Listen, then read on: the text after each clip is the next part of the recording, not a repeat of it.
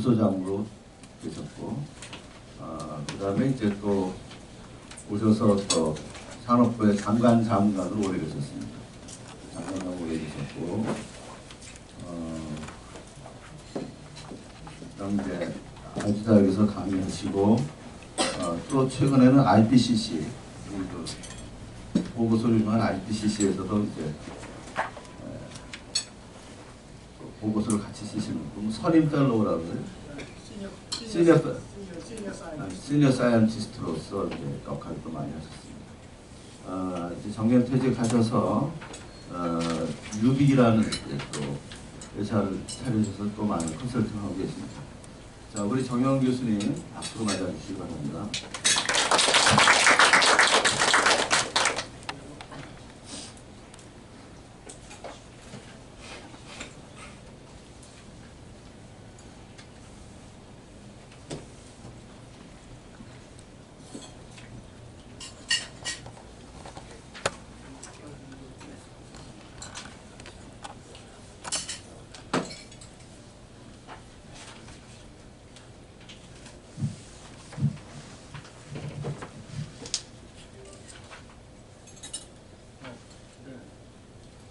뭐 소개를 앞에 우리 저기 조성국 교수님께서 해주셔서 해주셔가지고 제가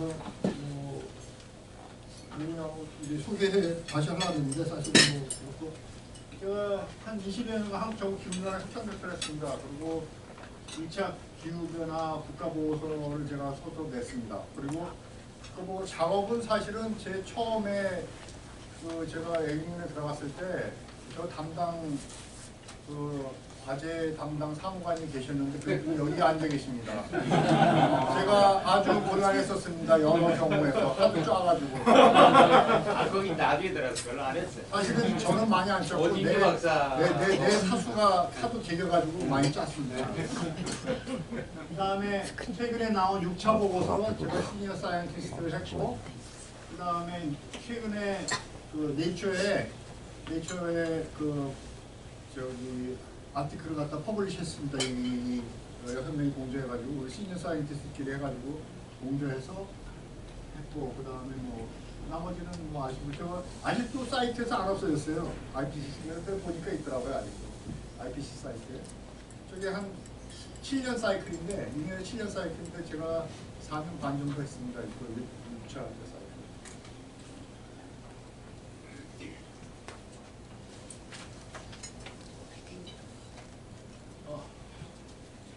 기후변화를 보면 기후변화는 뭐 여러 가지 하도 많이 들어셔서 알겠지만 기후변화는 뭐 모든 거의 원인입니다. 지금 가정불화에도 원인이고 뭐 정치에도 원인이 되고 기후변화 모든 거의 원인인데 사실은 이게 뭐 일관성은 있어요. 왜냐하면 온도가 올라가면 열을 많이 받으니까 분쟁이 많이 일어나는데 실제로 기후변화는 좀 이따 제가 저걸 말씀드렸지.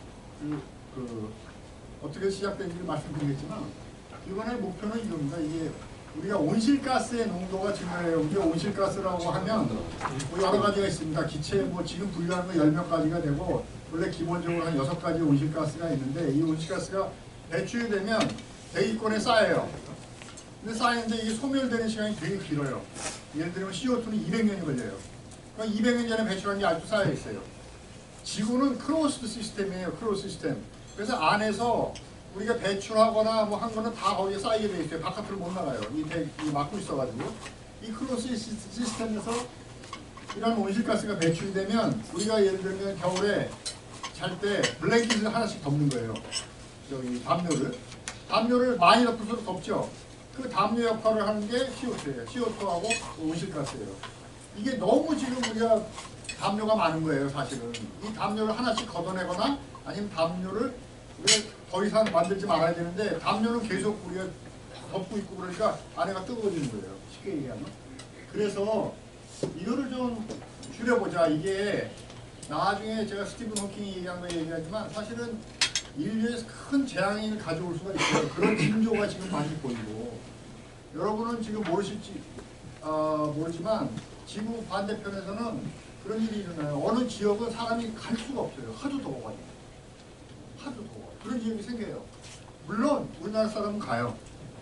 암만 더워도 제가 인도에서 말이에요. 인도에서 40도 되면은 모기가 없어져요. 45도 되면 골프장에서 일본 사람들이 사라져. 오직 남는 사람은 한국 사람이야.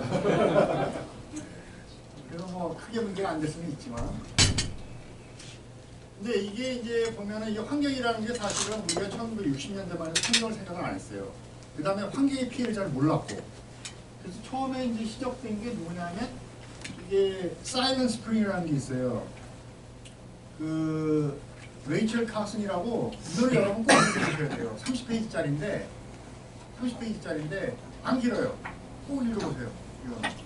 이게 그 모던 인바이러먼털리즘, 그러니까 그 현대 환경 운동의 시작이에요.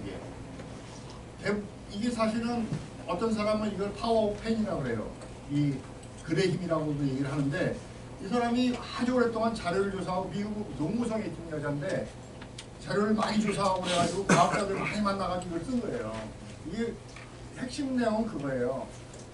이게 우리가 그 살충제를 많이 쓰잖아요. 많이 쓰게 되면 그 살충제가 결국은 그 벌레를 없애고, 그 벌레 때문에 벌레가 없어지고 하니까 생태계가 바뀌어가지고 새가 와서 울리지 않는다는 거예요. 그래서 봄이 됐는데도 봄이 아닌 그 내용이에요 이게.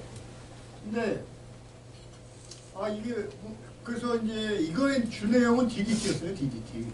DDT가 사실은 저는 DDT를 갖다가 94년에도 한번 되게 맞았어요.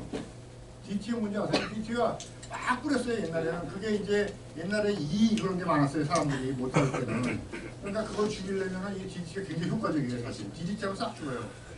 제가 그 러시아에 가스 그 트레이닝 받을 때 그 비니피 가스 노비차라고 사라토프에 있는데 자고 났는데 온몸에 그냥 발진이 생긴 거예요. 호텔은 아니고 여유숙이었어요. 사실은 방이 없어가지고 그러네. 여기서 잤는데 막 문 거예요. 그래서 호텔 그 매니저 그랬어요. 아니 이게 말이 되냐고 그랬더니 no problem 딱 그 얘기만 해요. 영어를 못하고 러시아어지. 그 얘가 이걸 뭘 가져와서 막 뿌리는 거야. 하얀 가루를. 하얀 가루인데 진짜 벌레가 새까맣게 죽는 거예요. 침대고 뭐고 다 뿌렸는데 나한테도 막 뿌리고 그랬어요. 알고 보니까 이게 DDT야. 94년은 저게 금지된 게 70년대에 금지됐어요. DDT가. 이것들은 아직도 쓰고 있더라고. 그래서 제가 혹시 명이 짧아지면 그 영향이 아닐까 생각합니다. 근데 사실은 이게 직접적인 게 있어가지고 이 DDT에 대한 건데, 이게 사실은 환경이 중요하구나, 우리 에코시스템이 중요한 걸 일깨운 아주 중요한 책입니다. 그 다음에 이제 우리가 기후변화 직접 관련해서는 힐링이라는 사람이 있어요. 힐링이라는 사람인데, 이 사람이 뭘 했냐면은 힐링 커브라 그래가지고 그 마우나로아 있죠. 여러분 이제 나중에 뭐 신혼여행을 가시든가 학생분들은 가실 거예요. 마우나로아라고 그게 그 오아우 섬에 있는데 그 안에 천문대 있는데 거기서 저걸 측정을 해요. 저 CO2 농도를. 이 사람이 그걸 측정을 해보니까 이게 쭉 증가하는 거예요 매년. 그 그래프를 딱 내서 이게 이제 힐링 커브라고 그러는데 이게 농도가 증가하는구나 이걸 알았어요. 그러고 보니까 그 다음에는 이제 그 농도하고 지구 온도하고 관계 있다는 상관관계 그래프가 계속 나왔어요. 계속 나와서 이게 우리가 살면서 배출하는 온실가스가 지구 온도의 상승하고 직접적인 관련이 있다. 이렇게 이제 결론에 도달을 했죠. 그걸 IPCC가 지금 6차례에 걸친 그 보고서에서 확인한 거예요. 이 전에는 무슨 생각을 했냐면 CO2가 나오면 과학적인 정설은, 그러니까 60년대 전에 과학적인 정설은 뭐였냐면 CO2가 나오면 바다가 다 흡수한다. 우리의 모든 쓰레기를 바다가 다 흡수하듯이 한다. 그게 정설이었어요. 근데 그게 뒤집힌 거예요. 그게 뒤집힌다는 말은 뭐냐면 균형이 깨지는 거예요. 균형이. 이게 에코시스템에서 균형이 깨지는 게 굉장히 위험한 거거든요. 사실. 근데 균형이 깨진다는 걸 발견했고 지금도 깨지고 있고 그래서 이 균형을 복원시키자는 게 사실은 기후변화의 목표예요. 그러다 보니까 우리가 이제 탄소 중립도 해야 돼요. 탄소 중립이라는 건 뭐냐면 우리가 순 배출량하고 순 감축량하고 일치시키는 그래야지만 아마 더 이상 우리가 이 균형을 깨질 때 문제가 없겠다. 고무줄 같이 지금 이거 주장하시는 분은 저는 그 비유가 적절한지는 모르겠는데 고무줄 같이 이 한 번 어느 정도 이상 일정 수준 이상으로 느리면 이게 끊어지잖아요. 끊어질 수 있다는 거예요. 그 복원력을 상실할 수 있다는 거예요. 그래서 사실 굉장히 위험하고 그거는 스티븐 호킹도 얘기를 했어요. 스티븐 호킹이 뭐 과학에 대해서 물리학에 대해서 저보다 훨씬 많이 알겠죠. 그러니까 저는 그 사람을 믿어요. 사실은. 근데 그 문제가 어느 지점까지 간다는 건 저는 잘 모르겠어요. 그거는. 그래서 이 사실은 아주 간단한 아이디어에서 시작한 이 킬링 커브가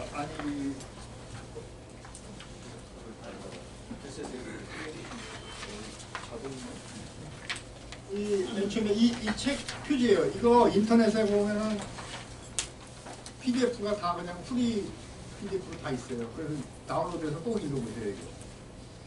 그 다음에 이제 요거는 뭐냐면 레베렌수스라고 이 킬링 커브의 요거는 킬링 커브고 요거는 시간에 따라서 온실가스가 올라간다는 거고 이게 레베렌수스가 한 거는 뭐냐면 이 사람들은 온도가 올라감에 따라 농도가 올라감에 따라 온도가 올라간다. 지금 평균 기온이 올라간다. 그걸 하는 게 레베렌수스예요. 레베렌수스는 사실은 이 사람들이 아주 세미나란 페이퍼라고 그래요. 세미나란 페이퍼 뭐냐면 아주 기후변화 과학에서는 아주 최초의 아주 제대로 된 페이퍼가 이 사람들 페이퍼예요. 그 다음에 이제 문제가 그 다음에 하는 게 그러면 이걸 어떻게 해결해 볼까? 해서 국제적으로 모여서 과학자들이 모여서 만든 게 IPCC예요. IPCC는 지금 한 3만여 명의 과학자가 있습니다. 3만여 명. 그 다음에 IPCC에서 이제 하고 IPCC는 과학이고 그 다음에 그럼 어떻게 대처를 할 거냐 해서 한 게 기후변화 협약이에요. 1988년에 이건 시작을 했고 기후변화는 거의 동시에 시작했는데 실제로 기후변화 협약이 된 거는 92년에 사인을 하고 95년에 발효를 했어요.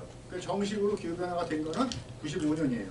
제가 할 때 가서 처음에 받은 게 이거예요. 95년에. 기후변화 협약이. 기후의 협약도 긴 게 아니에요. 협약이. 출시인데 굉장히 짧아요. 아주 잘 된 거예요. 기후변화 협약은. 그러다 보니까 그런데 이게 사실은 기후변화는 좋은데 이게 아이디어도 좋고 다 좋은데 이게 꼭 하지 말라는 거를 하는 거랑 똑같은 거예요. 예를 들면 담배 피우는 거랑 똑같은 거예요. 담배 피우지 말라고 계속 얘기해도 담배 피잖아요. 왜? 나는 지금은 안 죽거든. 아주 오랜 세월이 되니까 지금은 사실은 그 미래에 대한 어떠한 피해를 그렇게 심각하게 생각을 안 해요. 경제학적으로 말하면 이런 디스카운트 팩터인데 안 하기 때문에 사실은 사람들이 이걸 트리거하는 게 없어요. 내가 진짜로 기후변화 노력에 동참을 해야지 이런 생각이 굉장히 적어요. 적다 보니까 사실은 진전이 많이 안 돼요. 한쪽에서는 IPCC나 과학자들은 이게 급박하다. 너희 안 하면 죽어. 그런데 옆에서는 뭐라 그러냐면 안 해도 괜찮은데? 지금 아무 이상 없는데? 담배 피우고도 100년 사는 사람도 있어. 뭐 이렇게 얘기하잖아요.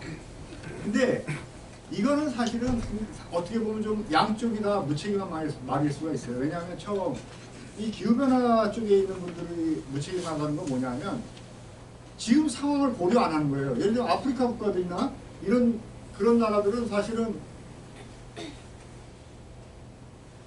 아프리카 국가들은 사실 먹고 살 게 없어요. 그 사람한테 기후변화 얘기하는 거는 얘기 안 하는 건 똑같아요. 그 사람들은 기후변화가 뭔지도 모르고 관심도 없어요. 내가 내일 죽을지 모레 죽을지도 모르는데 나한테 기후변화 얘기하는 건 그거 말이 안 되죠. 그래서 사실은 문화랄까 종교랄까 어떤 사회적인 배경을 생각해서 해야 되는데 그냥 푸시만 하는 거예요. 이게 심각한 문제다. 그 IPCC 보고서의 대부분의 보고서가 이 어전시라는 단어가 되게 많아요. 그 서치해 보면 근데 반대편에 있는 사람들은 전혀 어전하게 안 느끼는 거예요. 이 간격이 굉장히 큰 거예요. 그러다 보니까 이게 잘 진행이 안 됩니다. 사실은 지금도. 그리고 안 되니까 유럽 같은 데서는 유럽의 독일에 가보세요. 독일 거의 모든 도시에서 저도 몇 번 참가를 했었는데 참가했다는 게 아니라 제가 하는 게 아니라 Fridays for Future라는 데모 같은 비슷한 걸 해요. 뭐 축제 같이 해요.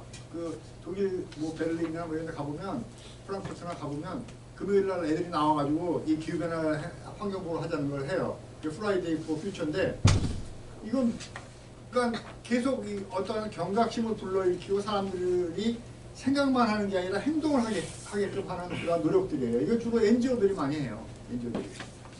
그래서 이런 것들이 굉장히 중요한데 이제 왜 제가 이 그래프를 그렸냐면 기후변화 협약은 어느 정도의 인스티튜션이 됐어요. 인스티튜셔널라이즈가 된 거예요.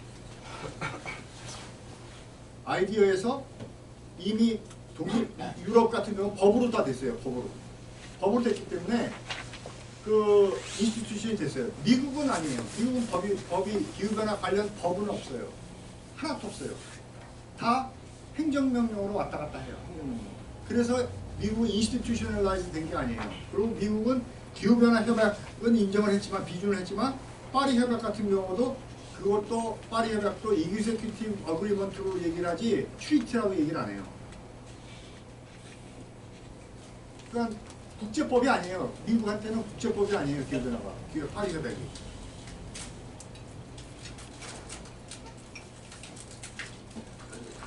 갈 길이 뭔데. 이게 이제 하키스틱 그건데 이건 빼겠습니다. 아까 얘기한 거예요. 그 레베렌수스가 한 그 하키스틱하고요. 이걸 하키스틱하고요. 이 끝이 하키스틱같이 생겼잖아요. 그래서 맨 끝을 보면 사실은 1980년대부터 급격히 상승하고 있어요. 지금. 스티븐 호킹 말을 빌리면 이게 더 올라간다는 거예요. 그래가지고 지구 항구탱이는 100도, 200도까지 갈 수 있어서 비는 화성같이 될 수 있다는 거예요. 그거 죽으면서 한 말이에요. 스티븐 호킹. 우리는 뭐 아무도 안 듣지만 사실 그 사람이 말하는 거죠. 이거는 설명 안 해도 되고 이제 기후변화가 되면 문제가 뭐냐? 기후변화가 되면 뭐 러시아 친구들은 그래요. 동토가 살기 좋게 되고 우리나라 서울이 하와이 같이 되면 얼마나 좋아. 그럴 수도 있어요. 그런데 그것만 있는 게 아니라 온난화가 되면 해수면도 상승하고 사람이 살기 굉장히 그 기후 자체가 예측 불가능하게 변할 수가 많아요. 예를 들면 2022년에 유럽에 바람이 안 불었어요. 바람이 안 불 적이 없었는데 바람이 안 불었어요. 그래서 2022년에 유럽에 큰 에너지 위기가 왔어요. 왜냐하면 대대적으로 북해 지역에 풍력 발전을 해놨는데 바람이 안 불어버린 거예요. 이런 예측 못하는 기후 재앙이 많이 올 수가 있어요. 뭐 허리케인이라든가 뭐 이런 게 많이 오기 때문에 우리는 사실은 문제가 뭐냐면 기후변화의 문제는 이게 주로 못 사는 지역에 많이 발생을 해요. 이게 간격이 있어요. 그럼 우리나라 같은 이런 거 발생 안 하는 지역 사람들은 별로 관심이 없어요. 별로 관심이 없고 이거를 직접적으로 피해받는 데만 관심이 많아요. 이게 그런 뭐 지역적인 간격이 생기니까 그게 사실은 이런 기후변화에 대응해서 좀 문제가 있어요. 그게 이제 기여도와 영향의 불균형이에요. 뭐냐면 기후변화에 기여를 제일 많이 한 건 CO2 제일 많이 배출한 사람들이거든요. 선진국들. 근데 선진국들 그렇게 해가 많지 않아요. 유주얼 헤리케인 요새 이제 좀 달라진 게 산불이에요. 산불인데 이 산불의 문제인데 그거 제외하고는 사실은 대부분의 피해가 방글라데시 무슨 뭐 여기 신혼여행 많이 가서 몰디브. 몰디브 제가 3번 갔다 왔는데 기후변화 회의 때문에 3번 갔다 왔는데 처음에 갔을 때 90년이었나 기억이 안 나는데 갔는데 그때 그러더라고요. 2000년 넘어가면 몰디브는 다 물에 잠길 거라고. 제가 2008년에 갔다 왔는데 멀쩡했어요. 여러분 나중에 갈 수 있습니다. 뭐 이런 게 있습니다. 그래서 사실은 기후변화 대응이 좀 어렵고 그 다음에 이제 이게 기후변화에 대응하려면 돈이 좀 많이 들어요. 왜? 에너지를 바꿔야 되거든요. CO2나 화석연료를 바꿔야 돼요. 근데 재생에너지는 굉장히 비싸요. 뭐 운영에도 어려움이 있지만 그러다 보니까 이게 경제적인 부담이 크니까 선뜻 정치하시는 분들이나 아니 행정부에 계시는 분들 얘기하기가 껄끄러워요. 왜냐하면 그 사람들의 특징 중에 하나는 뭐냐면 여기 전직 계신 분들이 많지만 특징 중에 하나는 뭐냐면 미래를 위해서 현재의 소비를 희생하라는 말을 할 수가 없어요. 정치하는 사람들은. 왜? 표가 떨어지거든요. 절대로 안 해요. 이게 꼭 그런 거예요. 이게 미래를 위해서 지금의 소비를 희생하라는 거예요. 그렇게 해야만 이걸 기후변화의 목표를 달성할 수 있는 거예요. 그런데 그거 하기가 쉽지가 않아요. 그래서 지금은 또 뭐냐면 이게 하려면 대대적으로 투자를 많이 해야 돼요. 투자. 근데 이 투자할 재원이 별로 없어요. 왜? 대부분 이거 투자를 많이 해야 되는데 개도국이 많은데 개도국은 뭐 by definition 돈이 없잖아요. 그 다음에 화석연료 산업은 여기가 돈을 잘 안 내요. 그 사람들이 전력 산업이고 뭐 가스 산업이고 잡고 에너지 산업 전반을 잡고 있기 때문에 이 자기를 해치는 재생에너지는 사실은 자기네들 눈에 이단화예요. 이런 사람들한테 투자를 할 리가 없어요. 왜냐하면 자기가 죽거든 거기다 투자를 하면. 그래서 그러한 어떤 예상충적인 이슈도 있습니다. 그런데 우리의 귀염둥이 트럼프가 등장을 했어요. 바이든 때는 잘 나가다가 트럼프도 귀엽잖아요. 어떻게 보면 막 좌충우돌하고 자기가 뭘 하는지 잘 모르는 것 같고 우리 손녀하고 비슷한 것 같아요. 자기가 뭘 하는지 몰라. 근데 말은 되게 많아. 그 트럼프가 한 게 뭐냐면 기후변화 협약을 탈퇴를 했어요. 그 다음에 국내적으로 이 기후변화 관련 규제를 다 완화했고, 그 다음에 기후변화 규정 다 없앴고, 그 다음에 돈을 다 끊었어요. 돈을.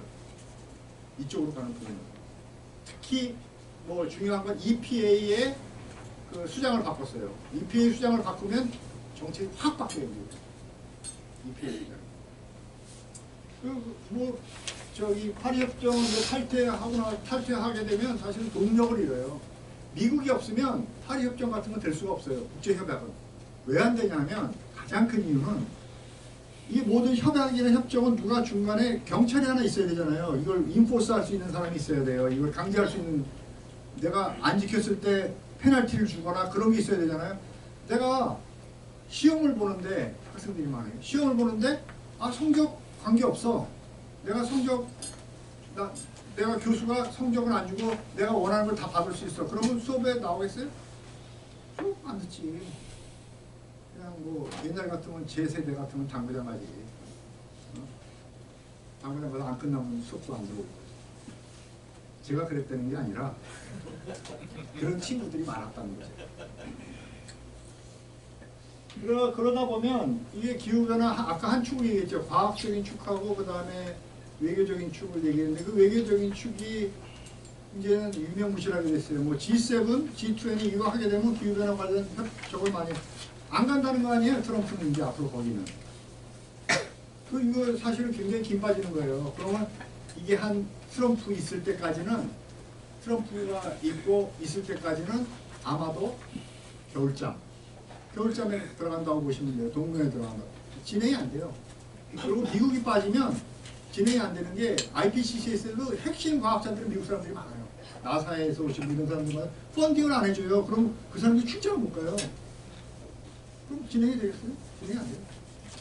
제 경험으로. 근데 이제 미국 같은 경우는 뭐가 있냐? 미국의 체제를 보면은 미국은 대통령이 이렇게 뭘 많이 할 수 있는 데가 아니에요. 왜냐하면 대통령은 그냥 연방정부의 대통령이지 실제 대통령은 미국엔 51명이에요. 주마다가 그게 대통령이에요. 그 사람들이 실제로 돈도 집행하고 다 해요. 그리고 미국 법에는 아마 10조일 거예요. 수정헌법 10조 보면 주하고 그 다음에 연방정부하고의 구분이 돼 있어요. 그 연방정부가 주가 하는 일을 갖다가 마음대로 좌지우지를 못해요. 그래서 보면은 이거의 전문가는 저기 우리 변호사님도 계시고 교수님도 계시고 박진필 변호사가 잘 알 거예요 아마. 나중에 중요한 거는 다 물어보세요. 이 다음 발표하실 거예요. 근데 미국은 사실은 이것 때문에 주정부가 연방정부를 고소한 케이스가 꽤 많아요. 특히 캘리포니아, 오레곤 이런 데 그린 스테이트인데 이런 데는 되게 많아요. 그래서 이거가 문제가 있어서 사실은 주 정부에서는 그냥 갈 거예요. 주 정부 그린 스테이트들이 있거든요. 캘리포니아, 뭐 오레곤, 뭐 워싱턴 이런 데는 그냥 가요. 뉴욕 이런 데는. 근데 훨씬 저기 약하죠.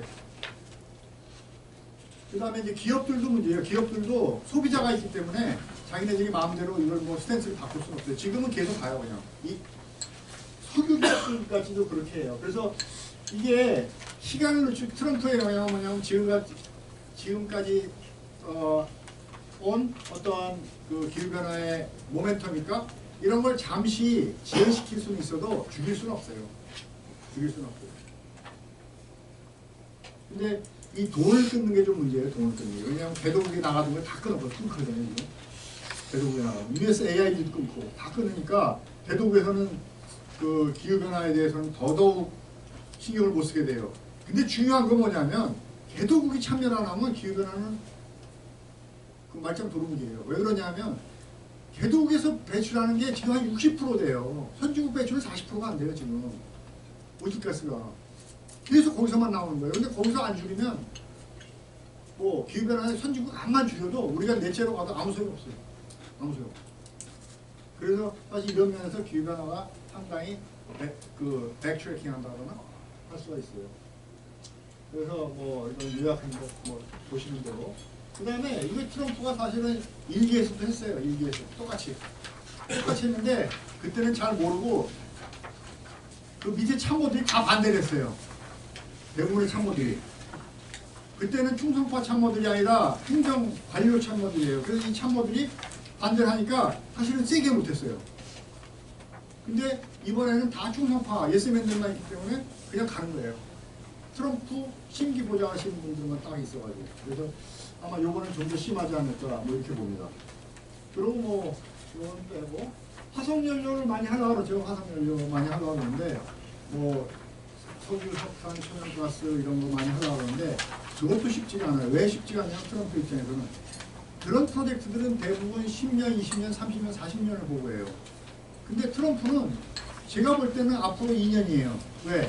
내년에 중간선거가 있거든. 그 중간선거전에 효과를 못 내고 예를 들면 공화당이 의석을 좀 잃는다. 그러면 레임덕이 바로 와요. 그 다음에부터는. 아무도 말을 안 들어. 그렇기 때문에 사실은 이게 트럼프가 하는 거에 상당한 한계가 있다 이렇게 봅니다. 그 전망은 EU하고 미국하고는 달라요. 아까 말씀드렸지만 EU는 인스티튜션이 됐어요. 이미 하나의 사회의 큰 축으로 자리를 잡았어요. 기후변화가. 근데 미국은 안 그래요. 가장 큰 건 뭐냐면 EU는 유로피언 유니언은 클라이밋 체인지 로가 있어요. EU 클라이밋 로가 있는데 이게 그 라이트 베이스드로예요. 뭐냐면 내가 지금 세대의 권리만 인정하는 게 아니라 이 다음 세대의 권리를 인정하는 거예요. 그 라이트 베이스드라는 게 뭐 모르는 건 다 이따 박진표 변호사님한테 물어보시고. 근데 라이트 베이스드라는 게 뭐냐면 이거예요. 지금 미국이 유럽이 하는 모든 정책이 있는데 이 정책이 조금이라도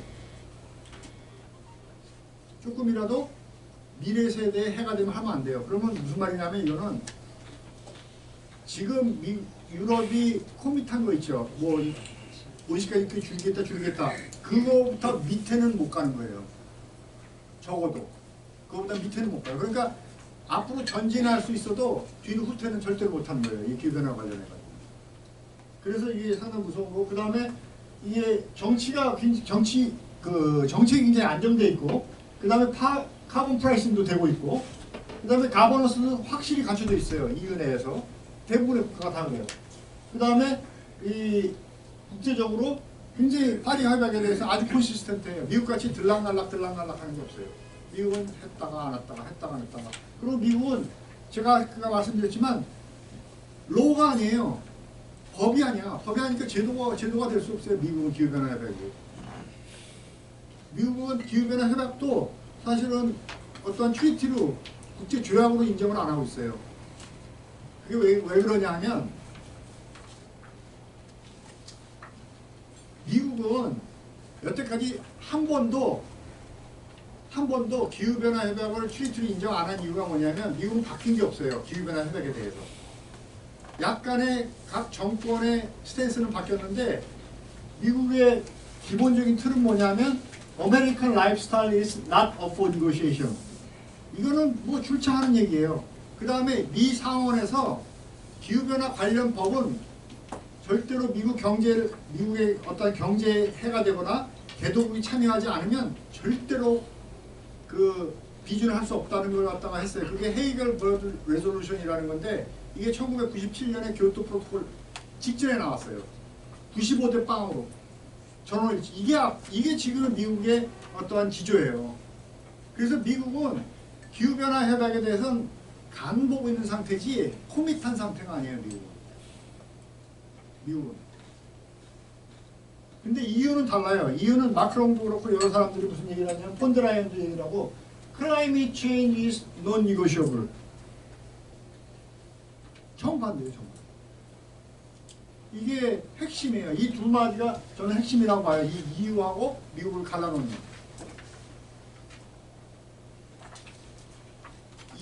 여기는 진심이고 여기는 간복이에요. 그러니까 여기는 결혼을 한 거고 여기는 썸 탄 거예요. 여러분들 용어로. 난 썸이 뭔지 몰랐어. 그래요. 새로운 움직임이 뭐냐면 이게 중요한 게 이제 그래프에서 올라가는 게 중요해요.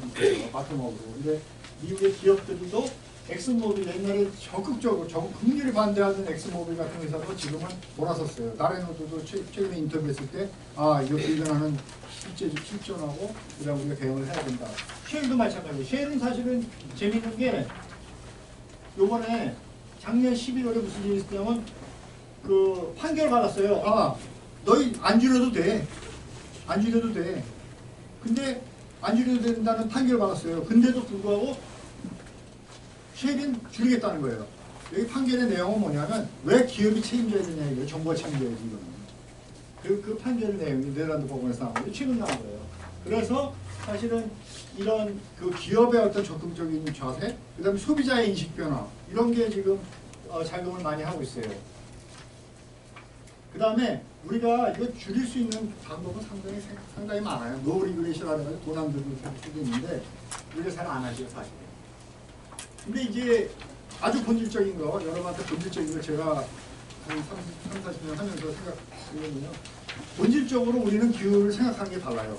기후가 어떤 사람은 굉장히 위태하다고 생각해. 이렇게 내가 어떤 이런 그 위에 지구가 놓여있는 거 이게 한쪽으로 떨어질 수가 있어. 조금만 하면은. 근데 이 어댑티비스트라는 게 이 사람들은 보통 이제 산업 하는 사람들, 이런 사람들은 이 지구는 안전해. 지구는 암만 우리가 오염시켜도 다 복원력이 있어. 이거는 그런 사람들. 그리고 또 한 사람들은 뭐냐면 우리가 잘만 매니지하면 지구는 안전할 수 있어. 잘만 매니지하면. 이게 이제 많은 정부들이 이런 생각을 하죠. 이 그림은 사실은 제가 그렸는데 본래 아이디어는 스티브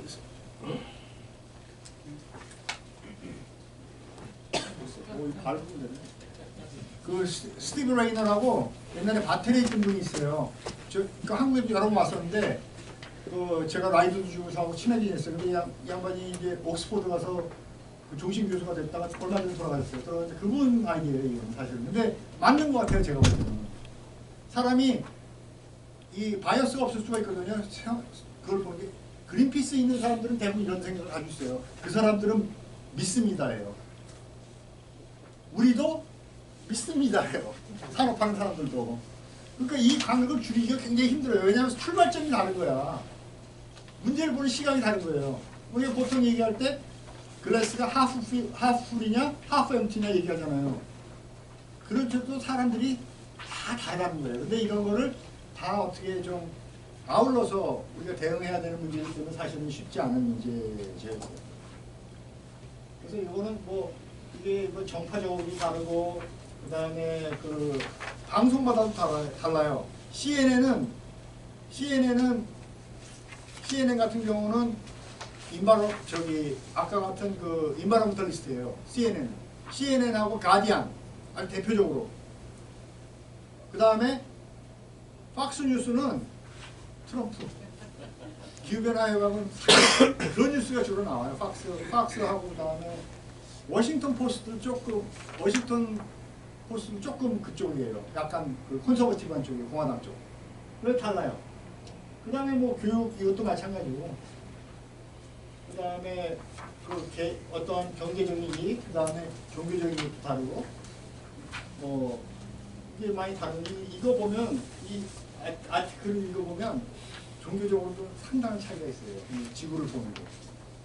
그 다음에 뭐 인스티튜션 같은 거, 또 이런 이거의 바이어스도 있고 문화 그런 것도 있고 그 다음에 내가 얼마나 그 기후 변화에 피해를 많이 받았냐. 그런 사람들은 피해를 많이 받은 사람은 굉장히 적극적이고 생각이 바뀔 수밖에 없어요. 아 나는 한 번도 기후 변화에 피해를 안 받으면 이거에 대해 생각이 없죠. 트럼프가 그러잖아요. 지구 온난화? 내가 사는 데 와봐. 거기 더 추워졌어. 그건 지역적으로 문제지. 우리가 얘기하는 글로벌한 문제. 그래서 이제 그런 게 있습니다. 그 다음에 최근에 이제 베인 컴퍼니가 설문조사를 2개를 했어요. 아주 재밌는 건데 대상도 많고 돈 많이 주서 했는데 소비자 설문조사에 했는데 이거 원문이 그 인터넷에 있어요. 베인은 이게 굉장히 공신력이 있다고 봐요 저는. 근데 이제 이걸 조사했는데 결과는 뭐냐면 점점 늘어나요. 소비자들이 기후변화에 대해서 인식이 높아지는 게 올라가고 그 다음에 지속 가능성에 대해서 이걸 해야 된다는 의견이 많아지고 그런데 이 사람들이 제일 문제라는 게 이게 돈이 많이 들면 안 되겠다. 이게 그거에 대해서 굉장한 생각이 있어요. 그 다음에 이 산업계인데 산업계에 주로 이제 에너지 많이 쓰는 데였어요. 석유, 가스, 유틸리티, 뭐 그런데 이거 올해 얼마 전에 나왔어요. 이 사람들은 굉장히 힘들 거라고 현실적인 문제를 많이 넷째로는 굉장히 힘들 거다. 그 다음에 투자하기가 쉽지 않다. 왜? 기업은 살아남아야 되는데 이걸 투자했다 망할 수 있기 때문에 힘들다. 그래서 CEO의 우선순위가 지속 가능성이 상당히 좀 떨어지고 있다. 사실 소비자하고는 정반대로 가고 있어요. 근데 이 사람들이 이것도 어느 정도 시간이 지나면 제가 볼 때는 바뀔 수 있다고 봐요. 저는 바뀔 수 있다.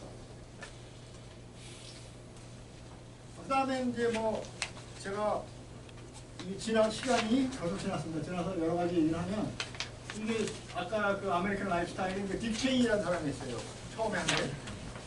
그 다음에 이게 앙헬라 메르켈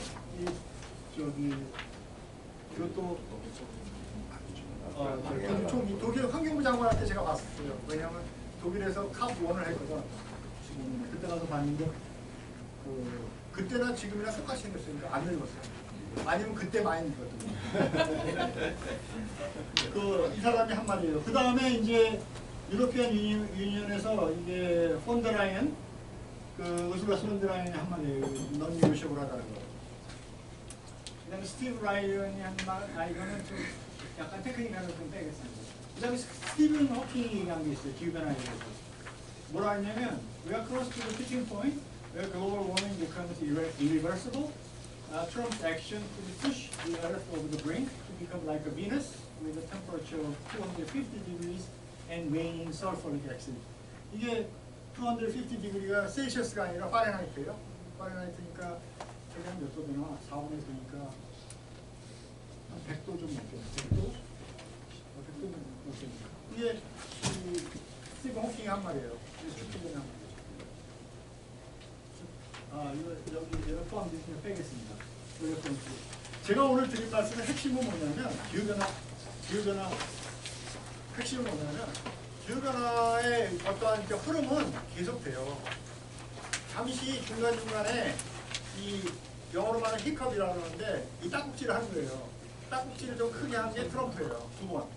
2017년에 그때도 탈퇴했고 지금 탈퇴했고. 근데 우리가 여기서 중요하게 봐야 되는 게 있어요. 이게 트리거라는 게 있어요. 이걸 방향을 확 바꿀 수 있는 사업관들이 있어요. 하나, 이게 펜의 힘, 아까 말했던 사이런스 프리 같은 거. 이게 있는 경우가 언제 있었냐면 1980년대에 이 산성비 있죠. 산성비 이슈. 산성비 이슈가 그랬어요. 그 다음에 오존 디플레이션이 그랬어요. 그거는 사실은 성공적으로 마무리가 됐어요. 이게 안 되는 건 기후변화는 그거보다 좀 더 복잡해요. 돈이 더 많이 들고. 그래서 안 되는 건데 사실은 이게 그런 이슈화가 되면은 당연히 바뀔 수가 있어요. 그 다음 두 번째로 바뀔 수 있는 가능성은 뭐냐면 사건, 사고가 나면 바뀌어요. 크라이시스가 나면. 그거는 인간의 본성이죠, 사실은. 암만 못 바꾼다고 해도 사고가 나면 바뀌는 게 많아요. 그거는 밀턴 프리드만 그 얘기를 했고, 그 많은 사람들이 얘기를 했고, 그건 역사적으로 증명이 된 얘기예요. 여기서 사건, 사고를 하면 중요한 게 뭐냐면, 우리가 전력 문제가 있으면 정전이 이 고관 대작들이 사는데 정전이 나야 빨리 오죠. 그 말은 무슨 말이냐면, 선진국에서 뭐가 나야 돼. 방글라데시에서 무슨 사고나 아무도 관심이 없어요. 근데 미국의 중심부에서 뉴욕이 갑자기 홍수를 물에 잠긴다. 아니면 뭐 그런 문제 나야 돼요, 사실. 그게 트리거가 될 수 있어요. 그런 게 트리거가 될 수 있어요. 그래서 사실 이런 트리거는 항상 잠복해 있어요. 그래서 우리는 사실은 그 기후변화에 관련해 가지고는 시대 흐름이에요. 우리가 예를 들면 70년대, 80년대, 90년대 지금까지 비교를 해보면 사실 인간이 굉장히 많이 투자를 하고 있어요, 기후변화에. 그 앞으로 그 흐름은 계속될 거예요. 단지 속도의 문제는 있어요. 과학의 문제도 있고 기술의 문제도 있어요. 왜냐하면 가장 우리가 이 문제를 해결하는데 그 어떠한 고통 없이 해결할 수 있는 건 기술이에요, 기술. 예를 들면 지금 탄소 포집 기술 같은 것들이 싸게 어베이러블 한다면 금방 사람들 다 하죠. 근데 그게 안 되거든 지금. 그래서 그런 그 트리거 할 수 있는 게 여러 가지가 있기 때문에 뭐 기술의 발전이 여러 가지가 있기 때문에 그런 건 눈여겨보고 우리가 지금 국제 사정에 맞춰서 가는 거는 계속 가야 됩니다. 왜? 우리는 무역으로 먹고 살기 때문에 이게 무역 이슈거든요. 무역 장벽 이슈기도 하고 무역 제재 이슈기도 하고. 네, 여기까지. 질문 한 3개 정도 받겠습니다. 뭐 제가 먼저 네. 그 대통령이 할 수 있는 일이 많지 않다 그러는데 트럼프가 최근에 행정명령 중에 하나가 Protecting American Energy from State of Rich라고 그래가지고 주정부하고 지방정부에서 하는 걸 다 조사해가지고 그거 손보겠다는 적이 있거든요. 최근 행정명령에서 어떻게 생각하세요? 그거 지금 그 법도 지금 좀 바꿔보려고 그래요. 트럼프가. 근데 그게 무슨 문제가 있냐면은 트럼프가 연방정부의 수장이긴 하지만 이게 그 주정부로 내려가잖아요. 그럼 주정부 그 주에는 그 이해관계에 얽힌 하원의원들이 그 상원의원들이 있어요. 공화당이라도 자기 주에 반대되는 건 못해요. 공화당이라도. 그래서 공화당 내에서도 반대하는 사람들이 많아요. 예를 들면 지금 IRA라는 게 있잖아요. 인플레이션 리덕션 액트라는 게 있는데 이게 주 단위로 내려가면 공화당의 지지를 잘 못 받아요. 공화당 의원들의 지지를. 주 단위로 내려가. 왜? 거기서 잡 크리에이션하고 다 하는 건데 그게 사실 투자 유치하고 하는 건데 내가 공화당 거기 하원에 있는 자기가 그걸 명시적으로 반대를 못해요. 그런 제도를 폐지하는 거예요. 그러면 자기는 뭐 조용하든가 아니면 찬성을 하든가 해야 돼요. 그렇기 때문에 사실은 정치적으로 굉장히 민감하고 저는 그 트럼프가 절대로 성공할 수 없다고 봐요. 미국 정치 시스템을 보세요. 사실은 IRA가 의도적으로 그렇게 잘못받게 한 거니까. 네. 예, 우리 형. 예, 안녕하십니까. GS의 황태규입니다. 저는 기후변화 이런 주제를 가지고 말씀 드릴 때마다 늘 드는 생각이 이제 예를 들어서 그러니까 상대적으로 무사하는 나라들은 처음 이제 겨울에 좀 따뜻하게 지내보려고 하는데 늘 따뜻하게 지내던 사람들 너 이제부터 난방하면 안 돼 이 얘기를 하는 거죠. 그러니까 억장이 무너질 것 같고요. 이게 이제 나라들 간의 갈등이 그렇고 지금 우리가 살고 있는 이 세대들은 따뜻하게 지내는데 그 대가는 우리 아이 보고 내라고 지금 얘기를 하거든요. 그러니까 우리는 항상 저를 예쁘게 안 보죠. 그래서 기후변화는 이 갈등을 어떻게 해결하느냐가 가장 중요한 문제일 것 같은데 이 문제에 대한 본질적인 해결 방법을 어떻게 해야 되는 건지에 대한 질문을 하나 드리고요. 또 한 가지 질문은 기후변화를 대하는 지금 현재 특히나 현 정권을 기준으로 하면 유럽 사람들하고 미국 사람들이 자세가 완전히 다른 것 같거든요. 그 차이는 어디에서 오는지 저는 되게 첫 번째는 제가 처음에도 말씀드린 이 기후 변화가 가정 불화의 원인이 된다는 건데 지금 그 자제분하고 사이가 안 좋다 그러는데 그거는 사실은 어떻게 보면은 이 노력은 했었어요. 뭐라 그러냐면 지금 기후 변화 문제를 누가 야기했느냐. 우리가 환경 경작에서 제일 많이 하는 얘기 중에 하나가 폴루터 페이 프린시플이에요. 어지른 사람이 치는 방치는 값을 낸다. 그건데 폴루터 페이 프린시플인데 사실은 이게 국가가 그 선진국들이 다 했잖아요. 산업혁명 이후로 했는데 이거를 한번 해보려고 했어요. 그래서 딱 국가별로 일렬로 세운 다음에 너희는 얼마 내고 너희는 얼마 내고 쭉 했었어요. 그게 브라질이 그 생각을 해서 그걸 브라질리안 프로포설이에요. 그래서 그걸 하려고 해가지고 지금도 브라질리안 프로포설 제가 원문을 가지고 있어요. 원문을 그 옛날에 협상할 때 많이 썼는데 근데 그게 지금의 정치 체제에서는 불가능해요. 왜냐하면 우리가 그 돈을 갖다 개도국에 줘야 되잖아요. 모아가지고. 그 시스템이 안 돼 있어요. 왜냐하면 다 반대거든. 그거는 아마 레퍼런덤을 해야 될 거예요. 국민투표를 하지 않으면 안 될 거예요. 그 막대한 돈이거든요. 그거를 내가 여태까지의 온실가스 배출한 것 때문에 그거 내가 빚진 거다 그거는. 근데 그걸 첫 번째 빚으로 인식을 안 해요.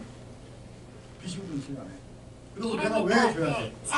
지금 그거 아니래도 사실은 돈을 잘 안 줘요. 딴 일도 돈을 안 주는데 그거 하라는 노력을 했었어요. 근데 그 빚청산을 하고 새로 시작하면 가능해요.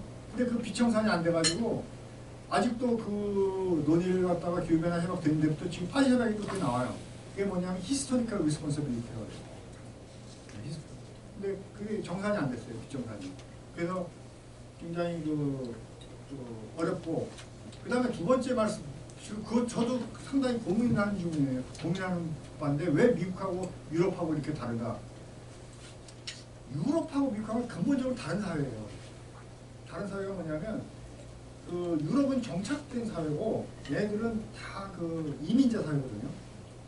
그 여기는 법 체계도 좀 다르고 그런 사회적인 그 생각이 많이 달라요. 사회는 다르고 그 다음에 이쪽은 소비 중심의 사회고 이쪽은 전통 중심의 사회예요. 어떻게 보면은 제가 제 그 사회 구조 자체가 다르고 인식 자체가 달라요. 그리고 유럽은 좁잖아요. 물론 유럽 전체는 크지만 유럽은 상당히 좁아요.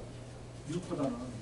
그 쓰레기 볼 때도 많지 않고 그래서 환경에 대해서 생각이 많은데 미국은 버리면 되거든요. 그냥 안 사는 데도 많고 생각 자체가 여러 면으로 많이 다른 것 같아요. 그리고 그러다 보니까 이 인스티튜셔널 하는 과정에 미국에서는 클라이밍 체인지 인스티튜션이 안 됐는데 반면에 유럽에서는 인스티튜션이 됐어요. 그거 상당한 차이가 있죠. 대답이 잘 안 됐어요. 3월달에 우리 전력수급기관계 그 11차 계획에 따르면은 벌써 그 우리는 그냥 아주 그 유럽 쪽에 아주 붙어가지고 아주 착실한 학생같이 우리가 막 하고 있잖아요. 네.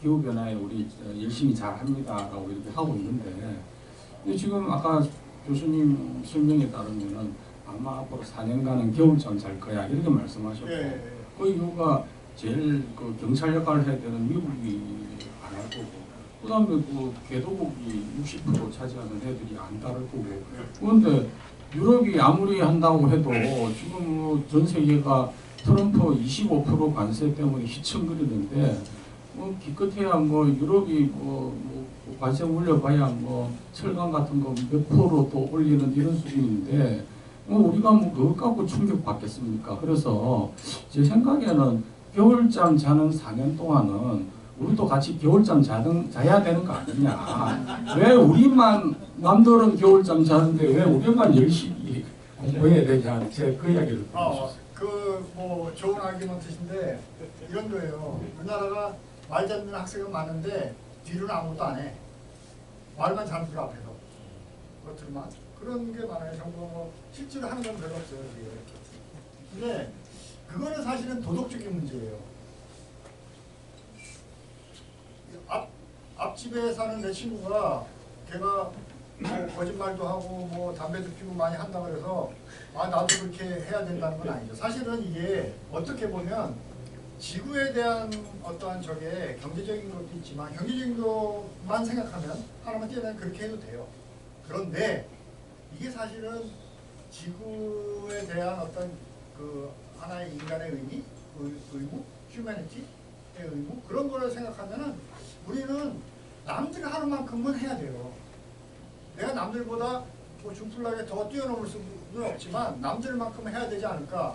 그런 측면에서는 사실은 우리는 계속 가는 게 맞고 그 다음에 앞으로 이 방향이 어떻게 변할지 모르기 때문에 우리는 이쪽 방향으로 계속 그 비용을 최소화하면서 가는 게 제일 좋은 선택이 아닐까. 질문하고 아까 그 김태규 사모님 두 번째 질문에 대한 제 의견을 좀 말씀드리면 초창기부터 저하고 이제 기후변화 같이 했잖아요. 올해도 했어요. 예. 그때부터 느낀 감이 유럽하고 미국 기타 나라들하고의 어떤 경제 성장의 정도라든지 경제의 정도 차이 이게 가장 근본적인 요인이 아닌가 저는 그런 생각을 많이 했어요. 왜냐하면은 유럽은 이미 그때 정점을 넘어가서 제조업이 쇠퇴하고 있는 단계였고 저절로 이게 온실가스가 줄어들고 있는 단계였어요. 근데 자기는 그렇게 하는데 이게 경쟁력의 차이를 어떤 식으로든지 보존을 해야 되는데 이걸 이제 기후라는 이름으로 환경지금 뭐 탄소세니 이런 것들을 가지고 갭을 메우려고 하는 그런 어떤 시도가 상당히 다분히 깔려 있었다는 느낌이 들었습니다. 지금도 마찬가지라고 생각하고. 예, 맞습니다. 그거 좋은 얘기신데 처음에 이제 기후변화가 시작될 때 1980년대 말 90년대 초에 미국하고 EU하고가 투탑이었어요. 세계에서. 그 당시 투탑이었거든. 걔들은 항상 트레이드 이슈 가지고 싸웠어요. 트레이드 이슈 중에 제일 큰 게 뭐냐면 농업 이슈예요. 농업 이슈. 농산물 이슈인데 미국은 농업이 굉장히 에너지 인텐시브예요. 유럽에 비해서. 석탄도 많이 쓰고 농업 자체가 그랬어요.